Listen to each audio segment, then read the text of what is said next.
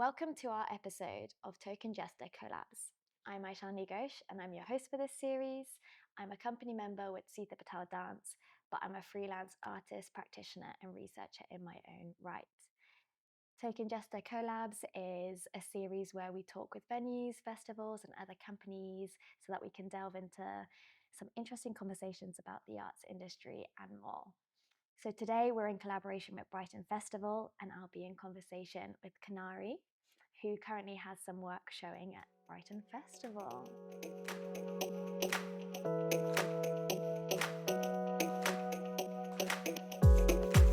Hi Kinnari. Hi Aishani, thank you for having me. No, of course. How are you doing today? Good, really good. Sun's out. Yeah, sun is out. Doing well. We're in a very beautiful place right now. Sun is out, so it's nice. It's nice. But just for everyone to know, do you want to introduce yourself, your work, maybe what motivates you, anything that you want to say really? Yeah, of course.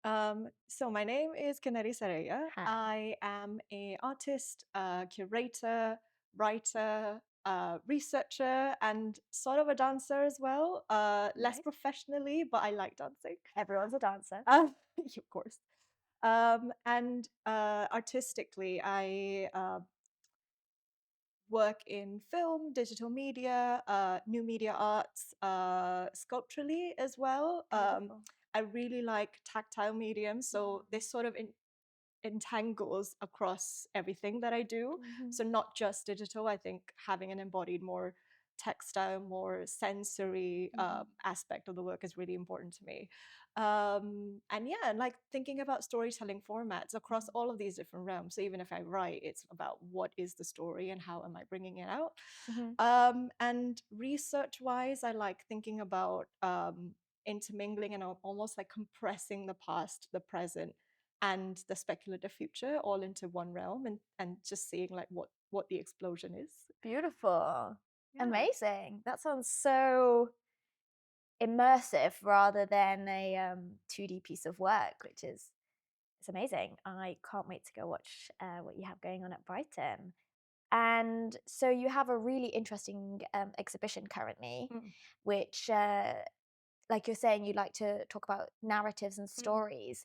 Do you want to maybe elaborate on that particular story and the research that went behind it? Because Yeah, of course. So the exhibition is called In the Eye of a Dream. And the title itself takes from this idea of a storm, and being in the eye of a storm, and then taking that imagery and that chaos into the dream world. And the research is particularly looking at this archive that I found 2 years ago, housed at the Royal Anthropological Institute, which is this tiny little house in London. And there's two people that work there, and they're trying their real hardest to keep the archive fresh and alive and digitize it as well. So they're at the cusp of digitizing this one set of archive that I was most interested in, of this anthropologist called Charles Gabriel Seligman. So he was practicing largely between the late 1800s to early 1900s. And this is sort of like peak of empire, I guess just after the peak of empire. This is at a point where there was a lot of turbulence within the empire, and there was a lot of questions asked. There was a lot of consciousness within the natives and pushback. So Charles Seligman was practicing as an anthropologist at the time, and I think thinking about anthropology was really interesting within itself, because as a practice, it is trying to uphold this idea of the empire in a way where they do all of these analytical physical tests to then conclude that the empire is actually beneficial for the natives, and that there is a hierarchy. the British Empire, just The to British clarify. Empire, yeah, exactly. And that there is a hierarchy between the British natives and everyone else abroad. So there is, of course, underlying, there's an idea of the empire, which is there is a superior being, and then there is a being that requires enlightenment. Okay. So there's that relationship that anthropology is at the cusp of. It's trying to prove that and conclude that. So one very interesting project that was trying to do this was through collecting dreams Okay. across the empire. So this is parts of Africa and India, so northern India. And Charles Seligman, through the empire, had access to the different parts of the empire. So he went on a ship that was going out with everyone else, and then he was just like, okay, I have this research project. This is during Freudian times as well, so there was a lot of interest in the subconscious and the unconscious. So there was a lot of thinking around what that unlocks. And his particular research project was looking at what the natives dream about. And because it was also in that time thought that the natives didn't have a mind necessarily, or a depth of mind, or a consciousness in themselves to then have a subconscious to dream about. So his project was sort of looking into what do these people dream about. And because it was different racially, he thought that he was going to find exactly something that concludes the fact that there is a racial difference. Okay. So there's like literally pages and pages and pages of people recounting their dreams to the different people that he had stationed across different parts of the empire. And then he has this huge letter which says how to record people's dreams. Okay. So there's a very set, defined formula way of doing that. But then you can also imagine that there is differences in language to start with, all across. So there is lots of mistranslations, and that's what was really interesting to me. But also then thinking about what dreams mean in particular. I think dreams coming from the culture that I come from is, and in indigenous thinking, is almost this portal that unlocks itself to alternative realities. So because I'm a world building artist where I like to think about different worlds, and alternative worlds and possible realities in speculative fiction, just the dream realm was really interesting to me. Interesting. And then also thinking of how the parallels between a dream world and a virtual world, because essentially a dream is the virtual world of our brain, Yeah. without a computer. Yeah. Yeah. Very interesting. So yeah, it became a really rich ground to then take these archives, which essentially wanted to prove the basis of the empire, and rendered the dreams of the natives as these sort of grounds for colonizing in a way. Amazing. And Okay. eventually what happened was that this project proved really interesting because it started to mark out different peaks across the empire. So it was like if there is a lot of instability, and there was a sense of rebellion, retaliation within the empire, you could see spikes in dreams that sort of reinforce that in different symbols. So there was one dream that recounts a man being stuck in the teeth of the elephant. Okay. So there's a sense of fear there, almost, where there is a larger being, power-wise, which again parallels to the empire. Yeah. And then the later part of his dream goes on to recount how he's trying to break away, and like he's fighting it, and then he comes out of it, and then that's where the dream breaks. Okay. So then there's also retaliation, and there is wanting to break free. So they use the dreams to track where the mental state of the natives were? Exactly. Okay. Exactly. And then this became an interest of the British government as well, because they were like, this is after 1857, the Indian Rebellion. So again, as I said, the empire was on shaky ground. Yeah. People were starting to lose this illusion of the empire and the need for an empire. So to then almost predict when the next level of instability, rebellion, retaliation was going to be, they started to look to dreams to then think of when spikes of violence or freedom were going to come. And was there anything else that they used to monitor via dreams, or was it mainly in regards to rebellion? It was mainly in regards to rebellion, as far as I know. The archive is really huge, so I think this is going to be a couple of years of research for me. Amazing, yeah. But in itself, like, this is a system of surveillance. So there was a lot of this that, was mapped out in different ways. They use kites as well, to like have aerial surveillance, and then dreams. So the bizarre thing for me is that to dream is a very personal process. Yeah. And to dream is also symbolic to who you are and what you see and what you experience. And for that to be colonized, the mind to be colonized, and there's a lot of research in post-colonial thinking that has gone into how the emotional state of a native was colonized more than the physical state. Yeah. Which, I mean, of course, they're both horrific. Yeah. But yeah, dreams become a really interesting portal almost. So how did this, all of this really interesting research lead to your work? What did you want to focus on from this? So I read a lot of these dreams, and rather than replicating them in a virtual world where, again, I didn't want to put an audience through having to witness a lot of this tension, this rebellion, and this breaking free, and the need for freedom that you can see in these dreams. I wanted to sort of step back and go back to this idea of what dreams actually mean in indigenous thinking, and think of them as a portal, alternative realities, and a way to connect and talk to ancestors, and a way to connect with different realities that have come before us, and possible realities that will come after us. So sort of, again, what I was saying about compressing this past, present, future into one world and one story. Again, not necessarily told through the humanistic lens. I think I wanted to go a little bit beyond that. So there's one character that repeats throughout all of the work that I do, and that's the Kinnari, where my name comes from. So she is a mythical half bird, half human creature that is often recounted in Indian mythology, so Hindu mythology and Buddhist mythology. And she is a celestial musician and dancer. Beautiful. Very close connection to like how I've grown up. And she's a protector of the forest. And a lot of times it's written that she flies into human realm. So she's a demigod. She lives beyond the human realm.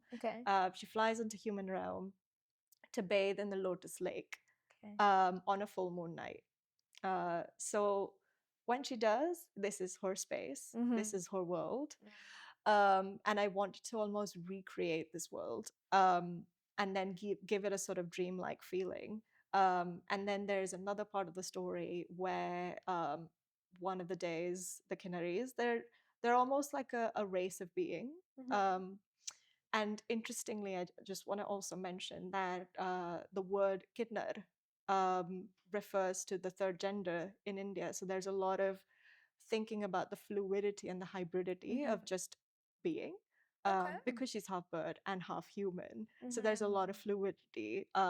Which is the same in a lot of our mythologies, actually, a lot of our stories. Yeah. Exactly. So again, this idea of a dream where we don't necessarily have to be human. And again, our evolutionary scale tells us that we have come from something else and we will go to something else. And maybe that's a half bird, half human being.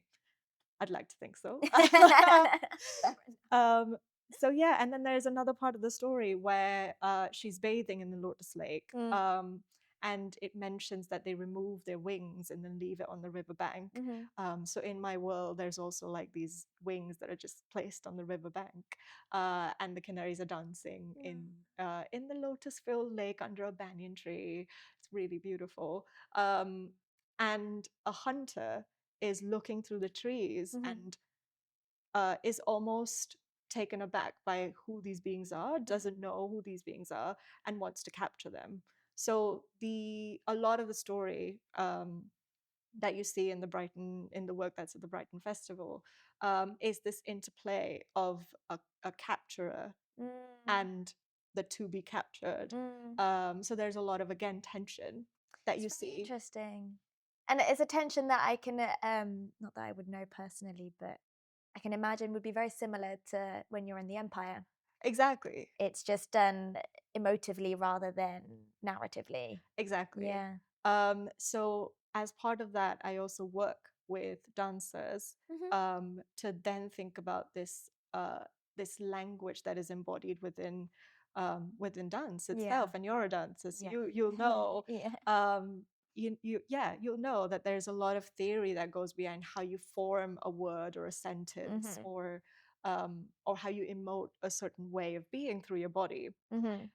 Maybe you want to mention something about that. Yeah, no, it's really interesting. I think the way that in Indian classical dance and Bharatanatyam, at least, the way we narratively express stories, it's done in different ways. We have one thing that it's like padartha, which is like word for word, you describe every word in the sentence, or you have a sanchari, or maybe that's vakyartha.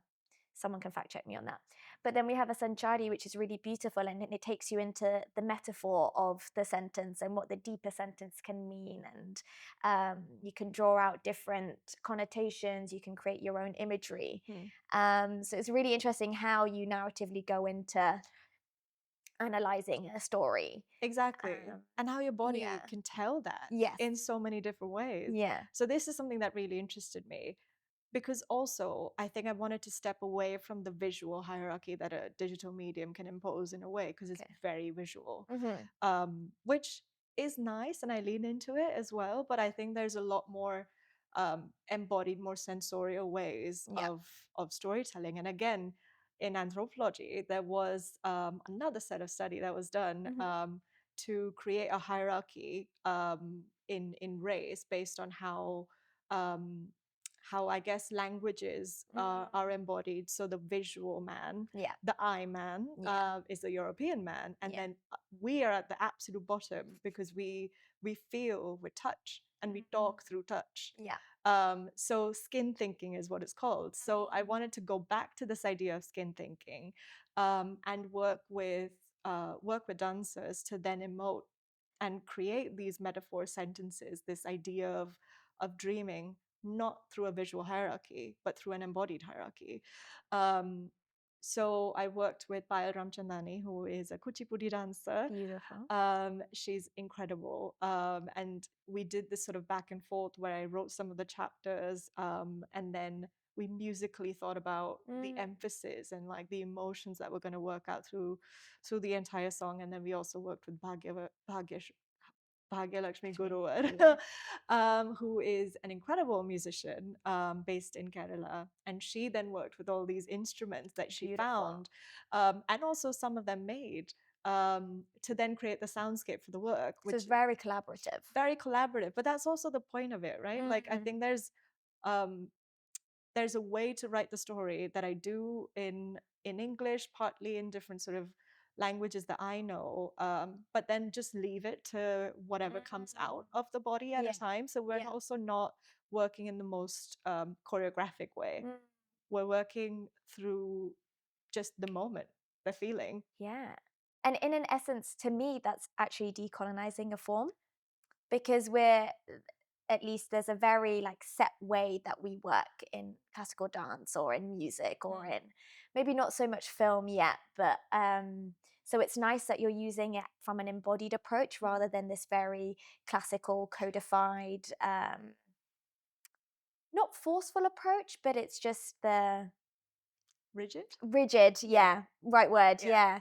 So the way that you're making it very embodied, experiential, you're using the dance, the embodied language of dance as the crux of it. It's really interesting, and I really appreciate that. Yeah, no, thank you. And we used motion capture. Beautiful. So we used a rococo suit, and to be honest, that in itself is sort of like using the masters too, in a way, because motion capture, I mean, as far as I'm aware, is trained on ballet dancers and classical European dancers. Okay. So there's a very distinct way in which, even if you are a classical Indian dancer, the motion capture suit will still try to morph you towards a more European body, which is something I feel like I can't negate some leaning into it. And yeah, I'm just allowing the motion capture itself to also glitch and morph and do different things at times.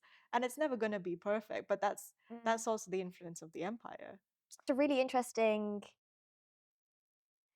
parallel, I guess. Yeah. I'm intrigued to see or hear about whether in when they're noting down language Mm. or noting down the dreams, I think you briefly mentioned that obviously language would be a barrier. Did they ever consider at this time that there were different levels of experiencing, or you know how we have different ways of learning? That's obviously Yeah. going to lead Yeah, into yeah, the way yeah. that you live. I don't think the empire was very good at appreciating or understanding difference. Yeah. I think That's why we have the empire. yeah, exactly. So I don't think they actually understood or wanted to understand that there is different ways of visualizing, accessing, or being Yeah. as well. There was a very binary distinction. And that's what they kept, and that's what you can really see within like how the dreams are recounted as well. So going back to what I was saying, the formula of collecting a dream is also like you ask the dreamer to just recount the dream nonstop. And I assume at points there's translators, but everything that I've found has been written in English. Yeah. So the dreamer has to recount the dream entirely from start to finish in one go. Okay. And then do it again. Okay. Because apparently they can lie. And isn't it amazing that they would lie? Okay. And then they have to then ask the dreamer to think about what are the symbols that they think this dream meant. Or, for example, there was a flying dream, and sometimes it's meant that if you dream that you are flying, it would bring good fortune. And there's a lot of like dynamics and interplay, and then they go back to the Freudian symbols and then counter check as to like do the natives think that their symbol mean what is, I guess, catalogued. Yeah. But then again, thinking to the binary system, the embodied sort of touch textile that we were talking about, one of the main aspects of my practice and what's in the show In the Eye of a Dream is also these custom controllers. So the digital worlds that I make, some of them are purely filmic, and then some of them are worlds that you can explore. And there's choreography happening within those worlds as well, but it's more like you can become part of the world at the same time.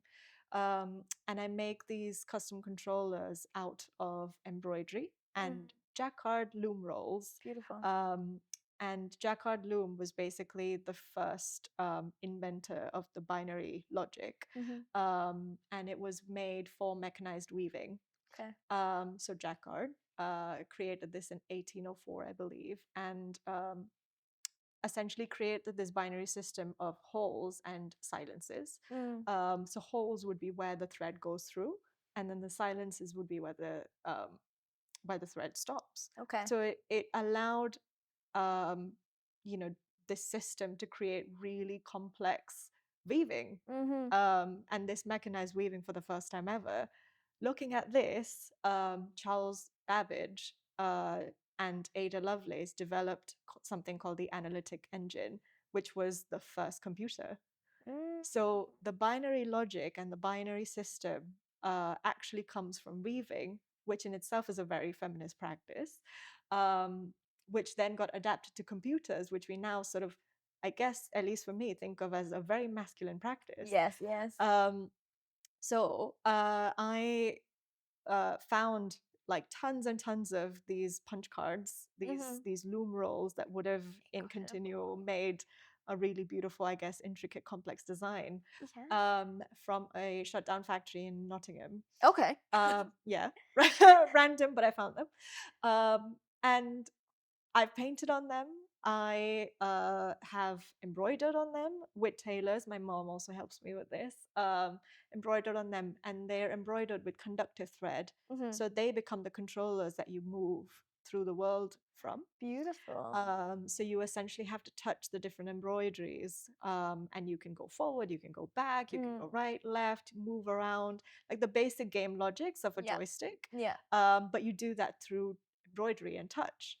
So again, this thinking of how do you immerse yourself in a world, and that is not necessarily just through visual language, which is very heavy in digital worlds, but also through touch. Yeah. And then what is also embroidered on these on these jacquard loom punch cards is very symbolic to the symbols that are found in the dreams. So there's a lot of like, you have to feel the moon to then walk around and find the moon.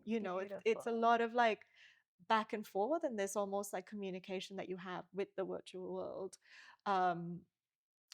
To move through it. That's wonderful. And it's incredible to see how much research actually goes behind just one decision that might be overlooked by someone just experiencing it, but they're definitely feeling it in their subconscious and the mind. And like we're saying, it's colonization happens of the subconscious mind as well, and of the mind and the conscious mind. So it's incredible that you're creating this whole world. And I wonder, because all of this research is very colonial heavy or post-colonial heavy, but the work isn't necessarily going into the heaviness of the colonial narrative. What's the kind of balance that you try to find for yourself? Does it vary per piece?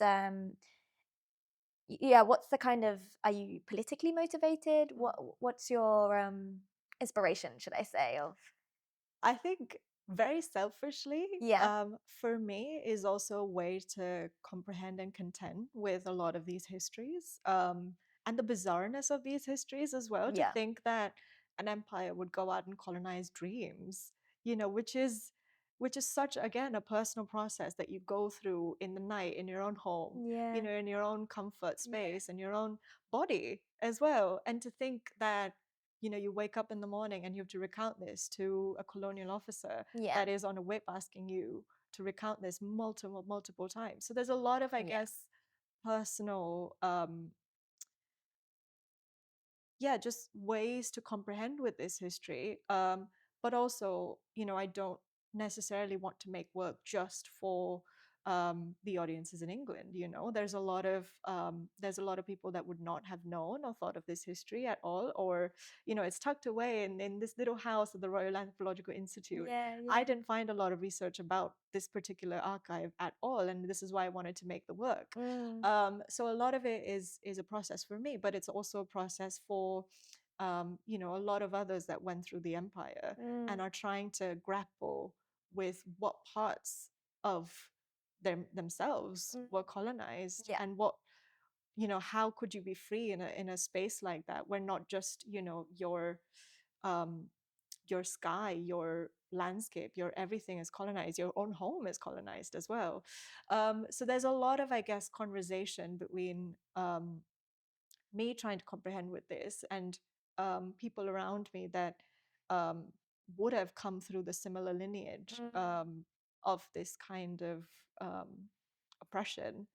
Um, and also I think going back to not just making work about this particular history and this particular archive, it is also very much about what dreams actually mean before that. So there's a lot of like references, and there's a lot of thinking and research that I did in manuscripts, and like how dreams have been written down, recounted of different queens through mythology. There's this amazing dream that Narada had, and he's with Vishnu on a riverbank, and he takes a dip in the lake.